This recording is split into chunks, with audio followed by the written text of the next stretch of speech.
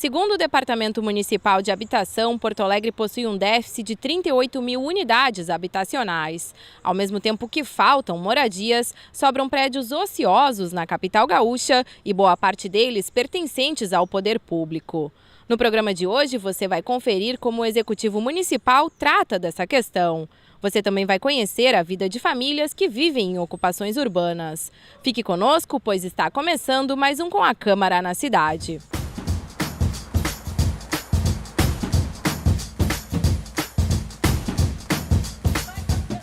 Eu estava morando em Ipanema, aqui na Zona Sul. Depois vim para cá quando eu soube, a respeito da ocupação, de todo o trabalho que o pessoal daqui passa, querendo, reivindicar os seus direitos, dentro de uma ótica, de cada um, lutando dentro da sociedade. E eu achei interessante toda essa correria, que os coordenadores têm há anos. Então, por que não juntar? A gente viu nas primeiras invasões, na primeira vez, só que não deu muito certo. Mas a gente, por causa do aluguel.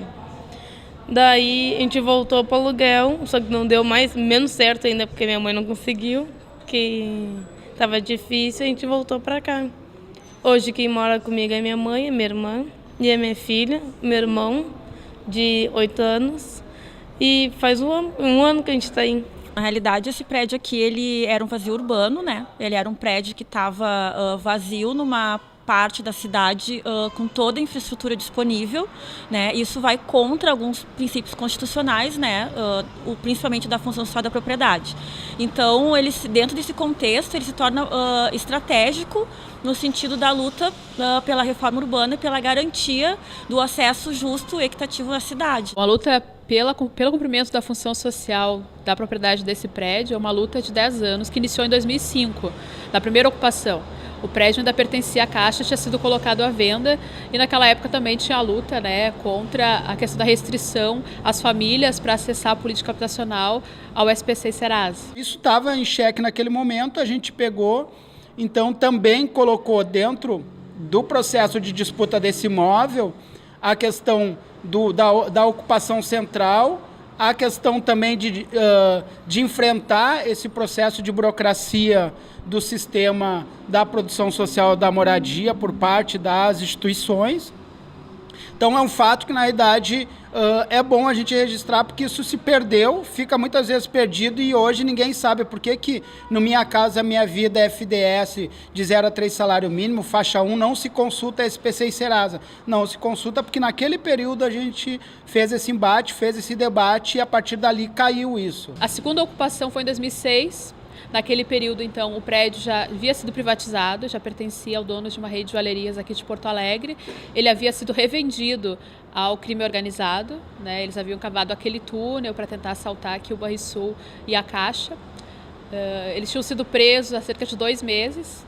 Então, nós fizemos a segunda ocupação denunciando a questão do uso dele para o crime. Naquele período tinha uma discussão também na Câmara Federal sobre a destinação de imóveis utilizados para fins ilícitos para moradia, Existe já uma legislação em relação a áreas rurais.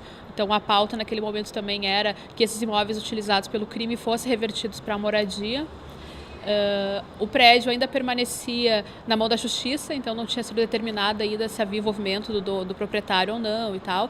E como estava na mão da Justiça, a gente quis disputar qual seria o destino do prédio, que então seria para moradia, já que o prédio foi construído com recursos do antigo Banco Nacional de Habitação e deveria ter sido destinado para esse fim e não foi. Naquele período nós moramos aqui durante 4 meses, se chamava Ocupação 20 de Novembro. Nós fomos despejados no início de 2007, numa mega operação. A gente fez também essa reflexão do papel das cidades, e não por simplesmente só o papel do prédio ou do imóvel, mas também do papel das cidades, que hoje é um debate que está colocado no mundo inteiro. A gente teve agora, no início do ano, em março, na África, onde a gente conseguiu lá ampliar para mais 30 países que hoje conseguem colocar e ter organizações mais consolidadas em torno desse debate do direito à cidade, mas pontualmente na questão da moradia. Depois disso, teve uma negociação com a prefeitura e nós passamos a ocupar provisoriamente uma área municipal ao lado do estádio do Internacional. Com a questão da Copa do Mundo, a gente foi de novo despejado pelas obras de ampliação do estádio. Nesse processo todo, a gente conquistou um outro prédio, que é o assentamento 20 de novembro, que é um prédio federal, que fica na Barros Cassal, esquina com a Avenida Farrapos, que hoje está de responsabilidade já da nossa cooperativa habitacional, que já está contratando os projetos de reforma junto à Caixa. Né? Lá, então, o assentamento 20 de novembro, referência a essa luta que iniciou aqui em 2006 no prédio que hoje se chama Ocupação Saraí. Em 2011 foi a terceira ocupação, foi quando nós ocupamos simultaneamente este prédio aqui da Caldas Júnior e também o prédio lá da Barros Cassal. Foi uma ocupação de denúncia, nós não viemos com a intenção de ficar, mas de denunciar que nós tinha sido despejado em 2007 e o prédio seguia abandonado. Essa quarta ocupação, ela é de 28 de agosto de 2013. Né? Essa ocupação ela aconteceu dentro de uma jornada nacional de luta pela reforma urbana, aqui no estado do Rio Grande do Sul, articulada pelo Fórum Estadual de Reforma Urbana. Né? Além dessa ação de Porto Alegre, houveram outras ações semelhantes em mais 12 estados do país.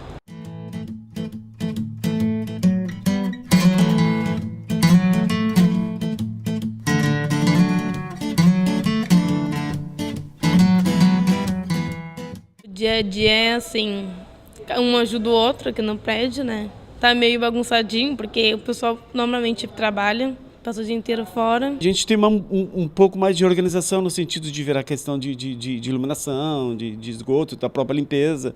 Né? Hoje, na verdade, é um meio de semana, o pessoal todo trabalha, né? O pessoal que faz. Agora, no final de semana, já está tudo certinho, já está tudo limpinho, ajeitadinho no prédio de novo. A Ocupação Saraí tem uma organização coletiva, é um prédio com uma única entrada, tem acordos de convivência, tem espaços de uso coletivo, tem esse espaço que é a ciranda, né, que é o espaço das crianças, de formação para as crianças também, onde acontecem algumas atividades. Também vem voluntários, né, propor oficinas e tal junto com as crianças.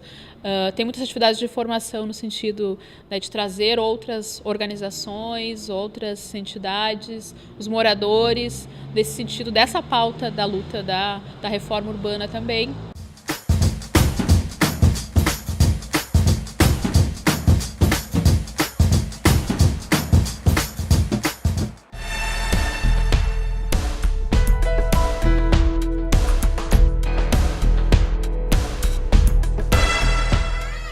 Nosotros somos una familia que venimos viajando desde hace más de un año, año y medio, por América.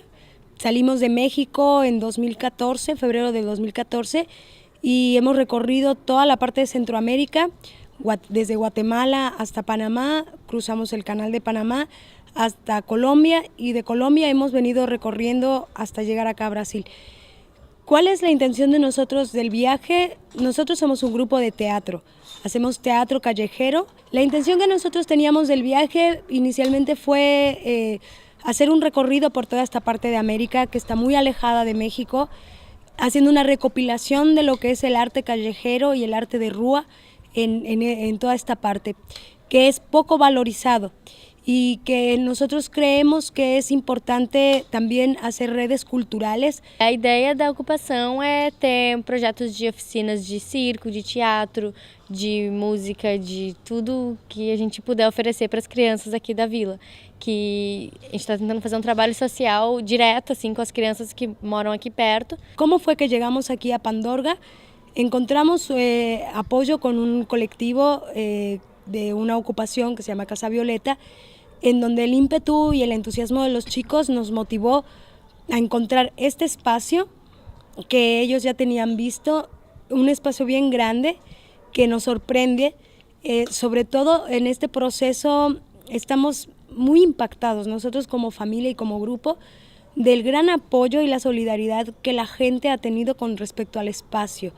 El proceso de ocupación en México, por ejemplo, no tiene la misma dinámica que hemos visto acá. Hemos encontrado espacios ocupados culturales en Ecuador, en Chile, en Argentina y ahora acá, en Brasil. Y de verdad te digo que este espacio, los espacios de Ocupa en Brasil, mueven todas las expectativas que nosotros tenemos con respecto a ello. Me parece súper increíble. Nosotros quisiéramos quedarnos en todo el proceso de ver la transformación del espacio. Cuando nosotros entramos acá, encontramos un espacio selvático, esto era una selva, había mucha basura, había mucho desperdicio. Y es desde el proceso de comenzar a limpiar el espacio, de ir conformando el grupo, de ir haciendo los proyectos, de ir creando las oficinas, de ir adecuando, como un proceso de transformación. Para nosotros ha sido muy importante, muy interesante. Aqui nós estamos em 10 pessoas, tem uma família que são de teatro de rua e os filhos são malabaristas, os pais são mais do teatro mesmo, e os 2 filhos e a companheira de um deles fazem semáforo com malabares e também eu faço semáforo com malabares. O meu companheiro faz espetáculo de rua ali na Redenção, às vezes faz semáforo também, faz eventos, faz várias coisas. E a ideia é que todos que vivam aqui tenham alguma coisa, alguma ideia, alguma proposta ou que possam ajudar de alguma forma o espaço, não só apoiando os projetos, mas também oferecendo oficinas, oferecendo uma produção cultural no lugar, assim. Desde el primer momento en que se abrió el espacio, hubo un acercamiento con los vecinos. Ellos vinieron, abrimos el portón, ellos entraron, nos comentaron que era después de 6 años de que este espacio estuvo vacío, la primera vez que entraban, y estaban sorprendidos del espacio tan grande que era, pero sobre todo de lo sucio que estaba. Entonces, de ellos hemos recibido mucho apoyo, porque hay vecinos que nos están apoyando constantemente con cualquier necesidad que tenga el espacio, sea la luz, sea el agua, nos han donado muebles, nos han donado también mucha ropa, nos han donado comida, nos han donado cosas para la cocina. Los chicos, los guríes, vienen a las oficinas muy interesados en el proceso del circo, les gusta mucho el cinema. Nosotros estamos procurando que ese proceso sea permanente.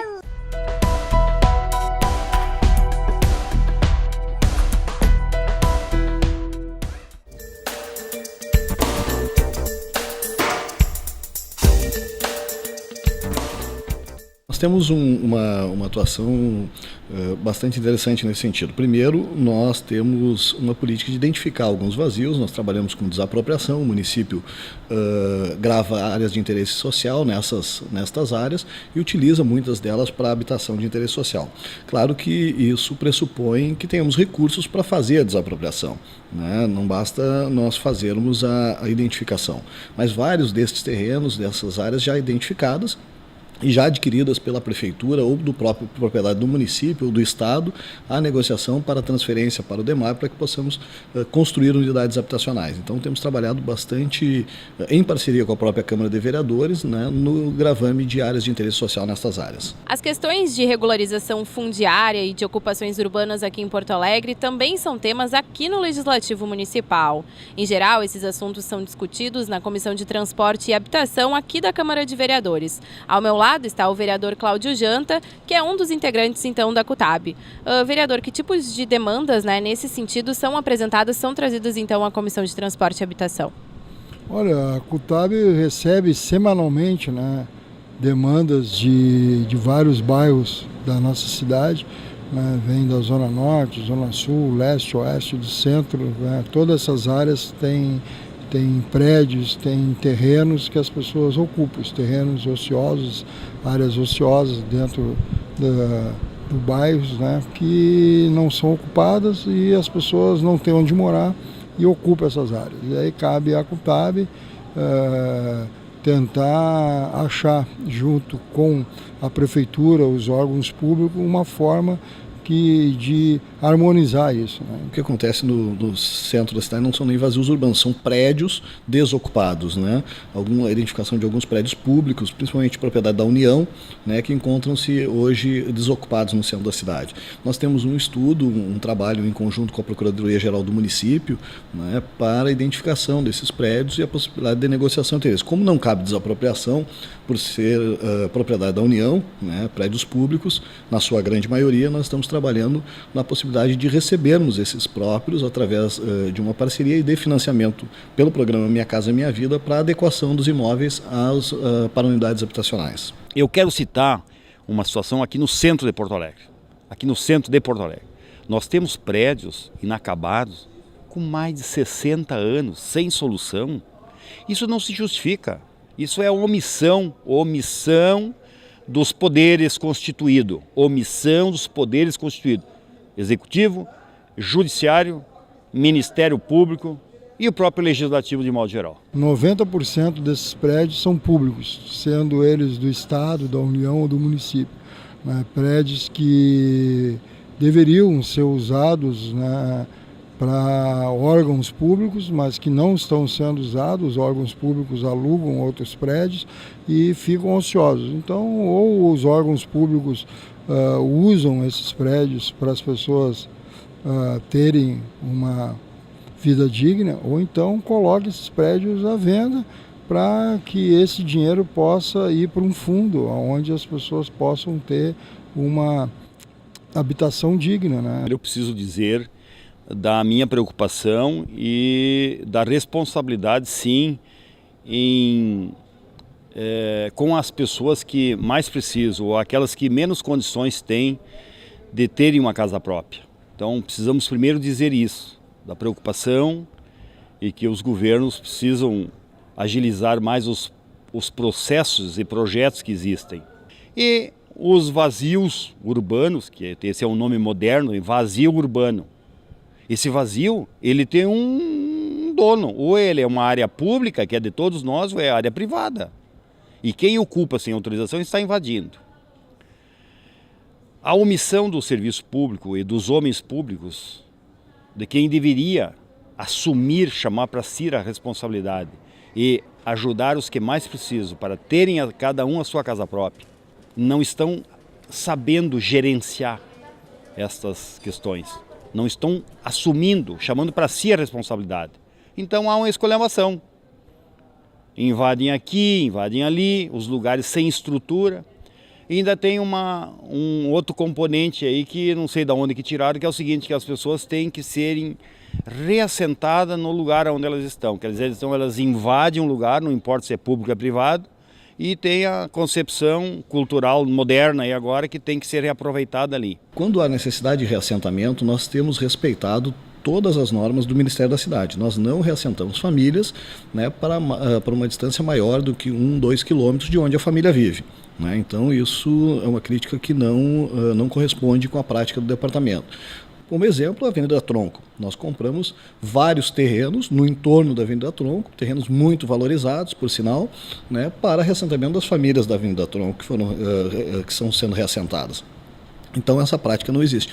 O que nós temos é alguns empreendimentos mais periféricos que são demanda aberta, ou seja, pessoas que se inscrevem e têm interesse em morar nestes empreendimentos, e todos eles são completos com infraestrutura. Todos eles têm prevista escola, posto de saúde, todos os equipamentos necessários para as famílias viverem nesse local, mobilidade urbana e todos os componentes. Pode ser mais barato a curto prazo construir moradia na periferia, em lugares onde a terra é mais barata e toda essa questão, mas a longo prazo é um custo muito grande para o poder público, especialmente para o poder público, né, municipal, enfim, que é de colocar toda a infraestrutura necessária para suprir as necessidades dessas famílias, né? Tipo, a gente vê hoje construção de mega empreendimentos, tipo Minha Casa Minha Vida, para famílias de baixa renda, onde tu coloca centenas de famílias numa região onde a infraestrutura, os equipamentos, serviços, escolas, posto de saúde, transporte, saneamento, enfim, todos, né, esses equipamentos e serviços necessários, eles já estão saturados. Esse prédio ele tem um proprietário, né, um proprietário que não deu uma destinação para ele nos últimos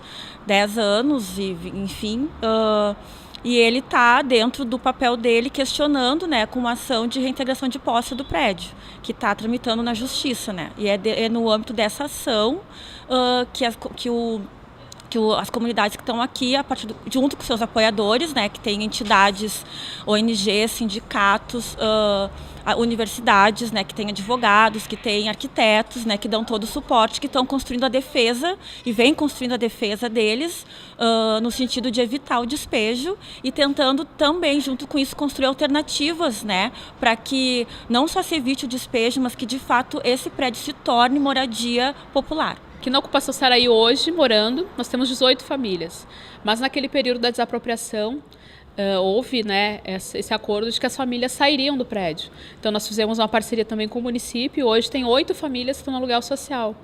Houve um termo de parceria entre o Estado e o município, onde o município assumiu essa responsabilidade do aluguel social das famílias e o Estado a questão do reassentamento. E que, inclusive, hoje a gente vive essa situação onde, se não houver esse encaminhamento da desapropriação, nós vamos ter problemas também na continuidade dessas famílias que estão no aluguel social, né? Na Ocupação Saraí, nós temos uma parceria com a Secretaria de Habitação do Estado, né, e os próprios ocupantes do prédio. Nós concedemos aluguel social a algumas famílias que precisavam deixar o prédio porque precisa fazer adequações, né, e estamos acompanhando a negociação entre o Estado e os próprios ocupantes e a Caixa Econômica Federal para a busca de uma solução. Mas a participação da Prefeitura é na concessão do aluguel social na Ocupação Saraí. Nós tivemos, claro, ações de despejo, a nossa ação de reintegração de posse, ela permanece ativa. Hoje, ela, inclusive, está na mão do juiz para determinar, né, qual vai ser, né, a decisão dele. Tivemos audiências públicas, tanto na Assembleia Legislativa, através da Comissão de Direitos Humanos, como na própria Câmara de Vereadores, através da Comissão de Habitação. Deste processo todo, nós fomos ganhando tempo e fortalecendo esse processo da campanha pela desapropriação. No início de 2014, a gente conseguiu uma audiência de conciliação com o proprietário, onde o governo do estado, a partir do secretário de Habitação, apresentou a proposta de desapropriação ao proprietário, ele não aceitou. Ele não aceitando, então nós saímos de lá com uma ordem de despejo para 30 dias. Então, nesse período se intensificou a campanha pela desapropriação, quando no início de julho a gente conseguiu a assinatura do decreto para a desapropriação deste prédio, né? Só que o decreto ele é uma parte do processo. Para que realmente aconteça a desapropriação, é necessária a indenização do proprietário e um processo jurídico onde o juiz vai determinar, então, qual é o valor dessa indenização. Esse processo ele não está acontecendo, né? Ele foi encaminhado no final do ano passado, mas foi encaminhado na Justiça Federal, porque o prédio permanece em nome da Caixa, né? A Caixa, comprovando de que não é mais a proprietária, a Justiça Federal determinou que não seria sua competência e que o Estado deveria então entrar com esse processo de desapropriação na Justiça Estadual até fevereiro agora deste ano. Então a gente vive essa incerteza nesse momento, da mesma forma que a gente viveu, né, lá no ano passado, naquele período anterior, a assinatura do decreto, um despejo colocado. De novo, a gente vive esse sentimento de incerteza devido a, enfim, toda a situação dessa crise econômica que o Estado vive e tal, né?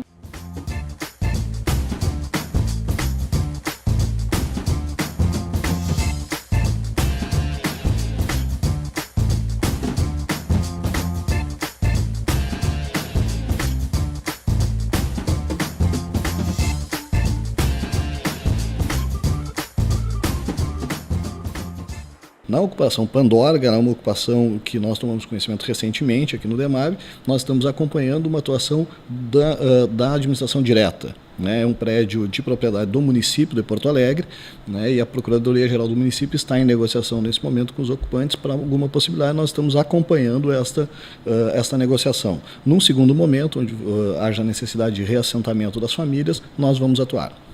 Provavelmente sejam áreas que o município tenha projetos ou destinação, né, mas nós não temos essa informação se é possível regularizar as famílias no local onde estão ou se será necessário um reassentamento. A gente está tentando fazer uma negociação com o serviço social para que esse espaço, mesmo que a gente não consiga ficar aqui, que siga sendo um espaço de atividades culturais e que continue atendendo a demanda das crianças aqui da vila, que uma hora antes das oficinas eles já estão aqui na porta batendo e dizendo: a oficina não vai começar, a gente está esperando. Com relação à função social da propriedade, essa é uma discussão bastante nova e bastante polêmica ainda na cidade, né? Nós temos algum estudo na Procuradoria-Geral do município sobre a propriedade do IPTU progressivo, de uma série de outras sanções que o município possa utilizar para penalizar, vamos dizer assim, os proprietários que não utilizam essas áreas e as deixam de forma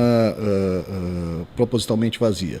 Então, há estudos para isso, mas isso ainda não é uma matéria pacífica na cidade de Porto Alegre. A minha ideia para ocupações seria pegar espaços ociosos e mostrar que eles podem ser usados para outras coisas, e como eu trabalho com arte e vivo disso, a minha ideia é transformar num espaço cultural principalmente um centro circense de estudos, de treino, de aulas, e essa é a minha vontade de todos aqui. A ideia é criar um centro de artes circenses e de artes integradas, assim, e oferecer isso para a comunidade que está aqui do lado. Criatividade, a gente tem colocado muito isso, inclusive, para o governo do estado. Tipo, se não tem grana, tem que ter criatividade. Nós resolvemos as coisas com criatividade. Tem que estar aberto também para debater com a gente ir criando, ajustando as coisas. Eu não acredito que, se a gente chegar com uma proposta muito concreta de algo que será viável economicamente e que vai melhorar a vida de algumas famílias no centro de Porto Alegre, o Legislativo de Porto Alegre vai ser contra. Eu não acredito nisso. Por todas as conversas que a gente já fez ali na Câmara Municipal. Acho que vai agora a gente conseguir avançar nesse sentido. Assim. Eu creio que es una percepción personal, que la necesidad de vivienda debe ser un derecho. Si encontramos espacios ociosos, pienso que las mismas autoridades deben permitir que esos espacios sean ocupados. Obviamente que los espacios, por ejemplo en este caso, que son espacios culturales, con una necesidad particular de la sociedad, de tener espacios para poder aprovecharlos, no en beneficio personal, sino en beneficio de toda una sociedad, devem de ser apoiados. Hoje, os movimentos urbanos consideram essa luta uma luta simbólica, né? Pela ocupação do centro, moradia popular no centro, combate à especulação imobiliária, porque a gente sabe que esse prédio foi comprado por menos de R$700 mil, e o proprietário gostaria de vender por 4,5 milhões, então é uma coisa absurda, assim, nunca investiu nada, né? Pelo contrário, o prédio foi detonado pelo crime organizado quando ele foi revendido, né? Então tudo isso, cumprimento da função social da propriedade, combate aos vazios urbanos, né, a dignidade para as famílias que muitas vezes conquistam a moradia e perdem o direito à cidade quando são obrigadas a morar em locais extremamente distantes, né, porque tu acessa o teu quadrado lá da tua moradia, mas tu perde toda a tua estrutura que tu necessita, né.